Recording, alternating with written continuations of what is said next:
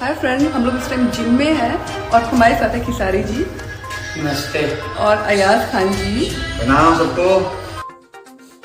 नमस्कार दोस्तों, जैसा कि आप लोगों को पता होगा खेसारी लाल के बारे में, यदि नहीं पता है तो इसकी जानकारी मैं आप लोगों को देना चाहूँगा। सबसे पहले जो हमारे चैनल पर नया है, चैनल को सब्सक्राइब कीजिए।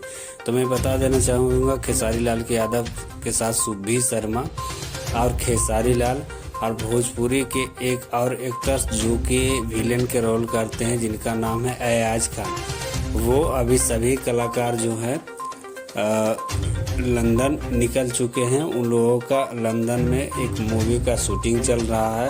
उन लोगों का जिम करते हुए आप लोगों ने देखा होगा। अभी आप लोगों ने लाइव में देख रहे होंगे अयाज खान को। अयाज खान भी अभी खेसारी लाल के ही साथ चल रहे हैं, क्योंकि इनको भी भोजपुरी इंडस्ट्री में पता चल गया कि सबसे सुपर से ऊपर खेसारी लाल यादव ही हैं। इनके अलावा भी भोजपुरी में ट्रेंडिंग स्टार कोई नहीं है। पावर स्टार कहे जाने वाले बहुत है, लेकिन भोजपुरी स्टार